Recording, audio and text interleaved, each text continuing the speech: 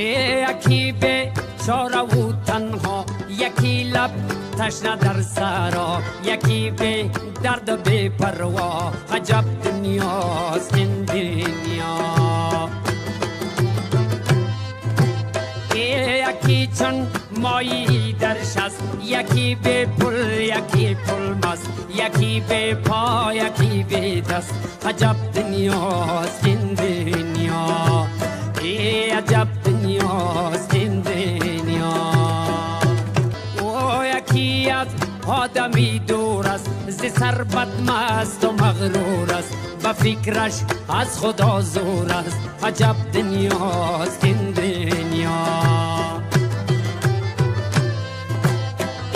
یکی در قید زندان است، زی اعمالش پشیمان است، دلش لبریز ارمان است. عجب دنیاست این دنیا.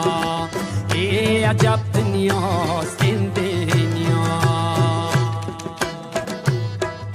یکی از بچه بیزار است، یکی بر ناخونش زار است، به یادی بچه بیمار است. عجب دنیاست این دنیا. او یکی دور از وطن باشد، چو گل دور از چمن باشد، که جان جور ز تن باشد. عجب دنیاست این دنیا. عجب دنیاست این دنیا. یکی به دین و ایمان است، به خدمتکار شیطان است، پی آزار انسان است. عجب دنیاست این دنیا. یکی از عشق دیوانه، میانی مردم افسانه، یکی به کوی و به خانه.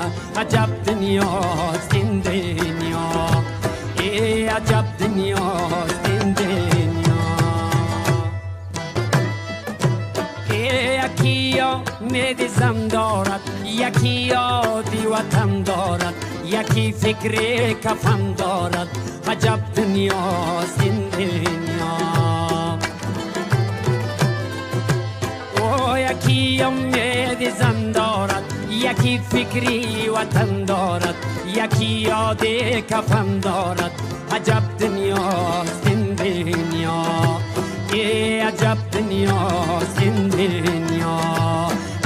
عجب دنیاست این دنیا. وای عجب دنیاست